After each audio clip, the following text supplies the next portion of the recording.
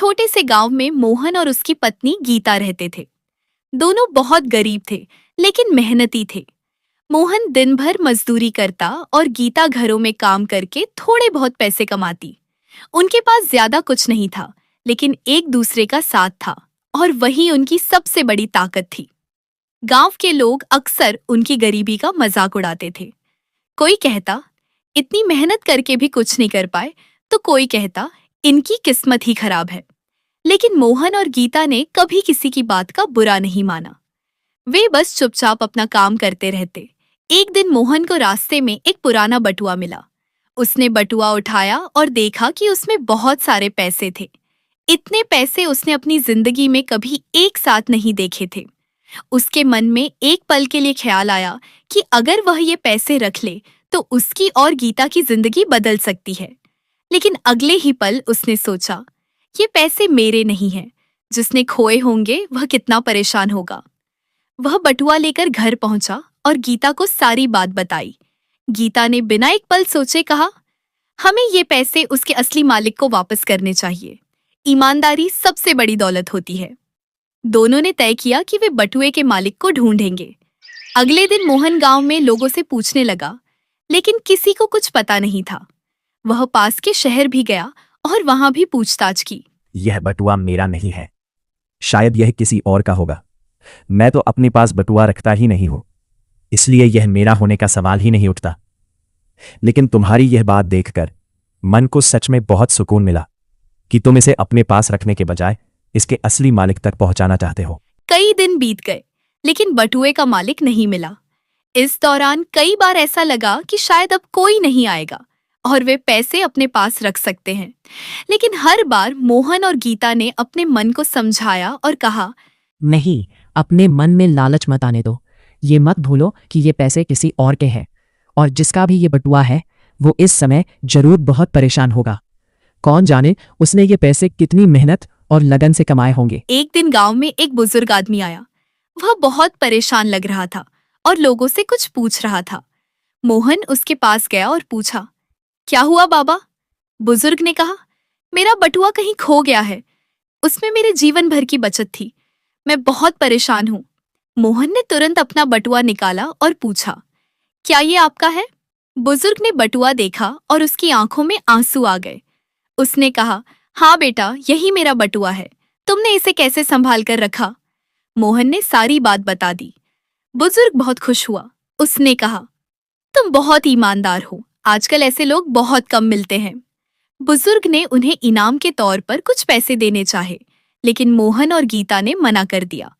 उन्होंने कहा, हमने जो किया वह हमारा फर्ज था। बुजुर्ग ने मुस्कुराकर कहा, तुमने मेरा दिल जीत लिया है। मैं तुम्हें इनाम नहीं, एक मौका देना चाहता हूँ। वह दरअसल शहर का एक व्यापारी था। उसने मोहन को अपने गोदाम में काम दे दिया, जहां उसे पहले से ज्यादा अच्छा वेतन मिलने लगा। सुनो बेटा, ये गोदाम मेरा है और मैं तुम्हें यहां काम देना चाहता हूं। मैंने तुम्हें ध्यान से देखा है। तुम बहुत अच्छे और समझदार बच्चे हो। तुम्हारे अंदर मेहनत करने की सच्ची लगन दिखाई देती है। अगर तुम चाहो तो यहीं काम शुरू कर सकते हो। यहां तुम्हें ईमानदारी से काम करना होगा। गीता को भी पास के घर में अच्छा काम मिल गया। धीरे धीरे उनकी जिंदगी बदलने लगी। सुनो, मैं सोच रही हूँ कि अब से तुम झाड़ू पोछा के साथ साथ हमारे घर का खाना भी बनाने लग जाओ। वैसे भी मुझे एक अच्छे कुक की ज़रूरत है, और तुम्हारे काम को इतने दिनों से देखते हुए मुझे तुम पर भरोसा होने लगा है। तुमने अब तक अपना हर काम ईमानदारी और लगन से किया है। अब उनके पास खाने पीने की कमी नहीं थी। उन्होंने अपनी झोपड़ी को ठीक कराया और थोड़ा थोड़ा पैसा बचाने लगे। देखा, हमारे पास इस वक्त कितना अच्छा अच्छा खाना है। ऐसा खाना तो हमने पहले कभी नहीं खाया। सब कुछ कितना सुकून और खुशी दे रहा है। मैंने तुमसे कहा था ना कि जिसका भी ये बटुआ है उसे वापस कर दो। वो हमसे बहुत खुश होगा। और देखो, वही हुआ। तुम्हारी ईमानदारी ने तुम्हारे लिए नया रास्ता खोल दिया। हाँ, तुम सही कह रही थी। उस समय तुम्हारी बात मानना ही सबसे अच्छा फैसला था। अगर हम लालच में आ जाते तो शायद आज ये खुशी हमें कभी नहीं मिलती। अब समझ में आता है कि सच्चाई और ईमानदारी का रास्ता। गांव के वही लोग जो पहले उनका मजाक उड़ाते थे, अब उनकी तारीफ करने लगे। लेकिन मोहन और गीता वैसे ही विनम्र बने रहे। मोहन, हमने सुना है कि तुमने एक बुजुर्ग व्यक्ति का बटुआ उठाया था। उसमें बहुत सारे पैसे भी थे, फिर भी तुमने जरा सा भी लालच नहीं किया। और उसे उसके असली मालिक को लौटा दिया। तुम सच में बहुत अच्छे हो। तुम्हारी ईमानदारी और साफ दिल की जितनी तारीफ की जाए उतनी कम है। मुझे अपनी गलती का एहसास हो रहा है। मैंने तुम्हारा मजाक उड़ाया था। अरे कोई बात नहीं भाई, तुम दिल पर मत लो। ऐसी छोटी मोटी बातें तो होती रहती हैं।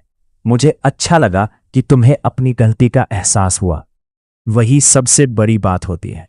एक दिन गीता ने मोहन से कहा, देखो, अगर हम उस दिन लालच में आ जाते तो शायद हमें कुछ पैसे मिल जाते, लेकिन ये खुशियां कभी नहीं मिलती। मोहन मुस्कुराया और बोला, सही कहा तुमने। ईमानदारी का फल देर से मिलता है, लेकिन बहुत मीठा होता है। और दिल को सच्चा सुकून देता है। हमने उस समय लालच नहीं किया, यही हमारी सबसे बड़ी जीत थी, क्योंकि पैसे से ज्यादा कीमती इंसान की सच्चाई और उसका चरित्र होता है। समय बीतता गया, लेकिन मोहन और गीता ने कभी अपनी सच्चाई और मेहनत का रास्ता नहीं छोड़ा। उन्होंने हमेशा दूसरों की मदद की और जरूरतमंदों का साथ दिया। उनकी कहानी पूरे गांव के लिए एक मिसाल बन गई। इस कहानी से हमें यह सीख मिलती है कि ईमानदारी और सच्चाई का रास्ता हमेशा सही होता है। भले ही शुरुआत में मुश्किल लगे, लेकिन अंत में वही इंसान को असली खुशी और सम्मान दिलाता है। अब उनकी हालत पहले से काफी बेहतर हो चुकी थी। मोहन रोज समय पर काम पर जाता, मेहनत करता और ईमानदारी से अपना हर काम पूरा करता। गोदाम के मालिक को उस पर पूरा भरोसा हो गया था। कई बार वह बिना गिने ही पैसे मोहन को सौंप देता, क्योंकि उसे पता था कि यह आदमी कभी गलत नहीं करेगा। अरे दादाजी, पहले पैसे गिन तो लीजिए। बिना गिने ही आप मुझे दे रहे हैं। कहीं ऐसा ना हो कि पैसे ज्यादा या कम हो जाए, इसलिए एक बार ध्यान से गिन लेना ही बेहतर होता है। मैं तो बस इतना कहना चाहता हूं कि हमेशा पैसे गिनकर ही देना और लेना चाहिए। इससे किसी तरह की गलती या गलतफहमी की गुंजाइश नहीं रहती। अरे बेटा, ये कैसी बातें कर रहे हो? तुमने तो मुझे बिना जाने ही मेरे पैसों का इतना ख्याल रखा और मेरा बटुआ सही सलामत मुझे लौटा दिया। जब तुमने इतनी ईमानदारी दिखाई है तो मेरे सामने तुमसे कोई गलती कैसे हो सकती है?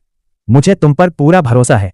तुम्हारी नीयत साफ है और दिल बहुत अच्छा है। उधर गीता भी अपने काम में मन लगाकर काम करती।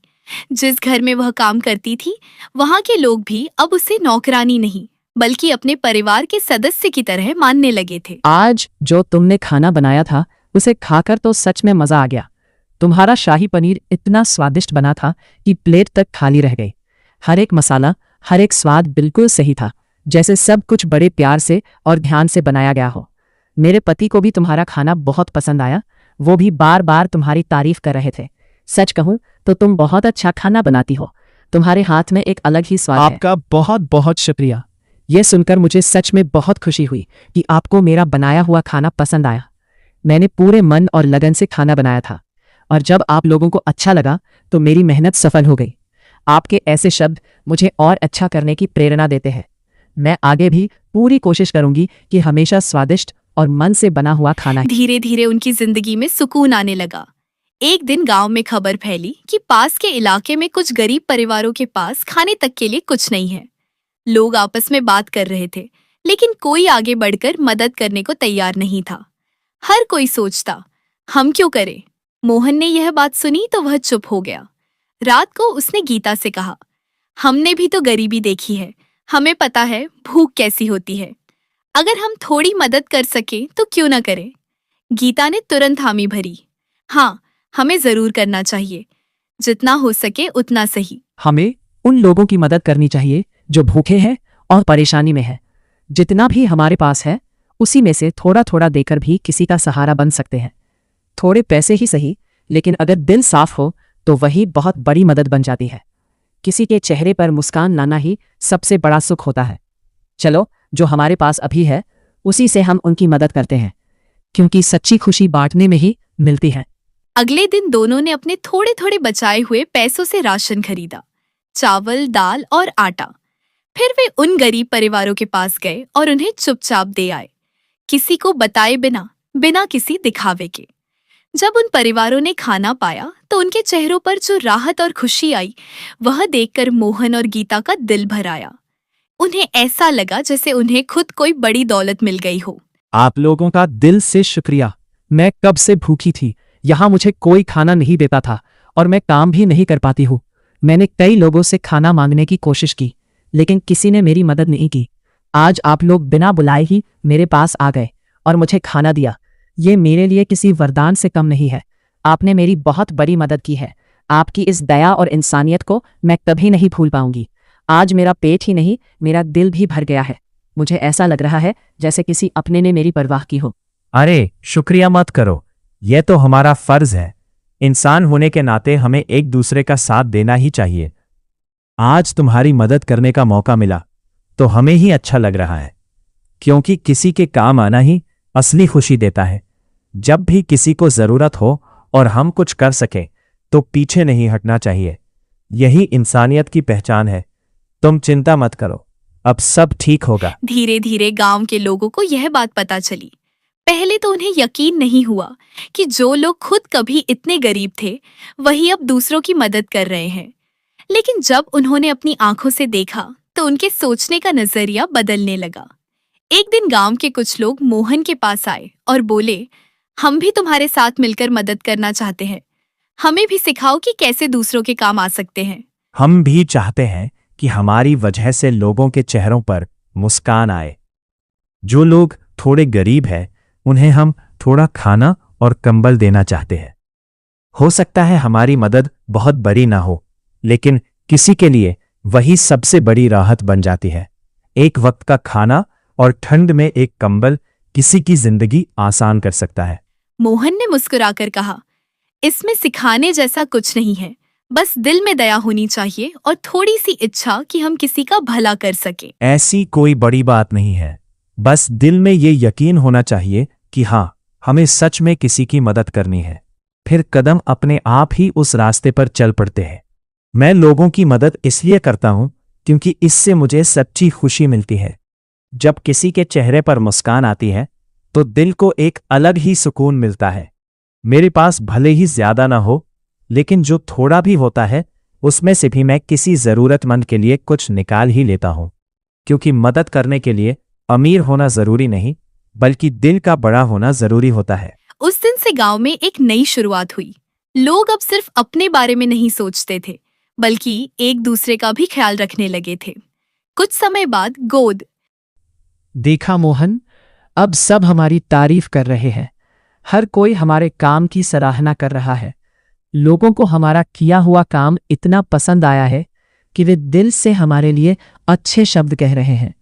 ये सब देखकर मन में एक अलग ही खुशी और सुकून महसूस हो रहा है।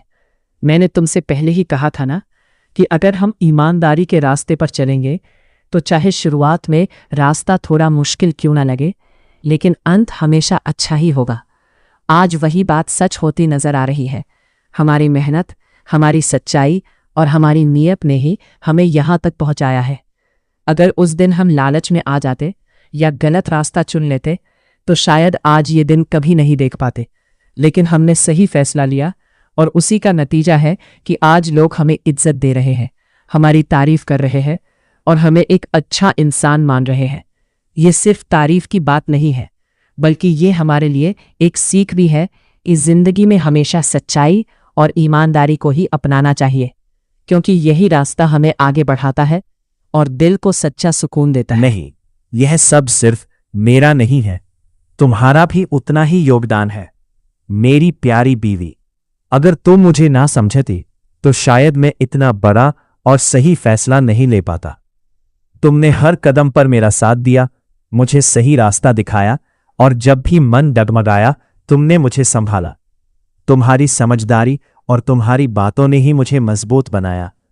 आज जो भी हमें इज्जत और खुशी मिल रही है उसमें तुम्हारी मेहनत, तुम्हारा प्यार और तुम्हारी सच्चाई बराबर की हिस्सेदार है।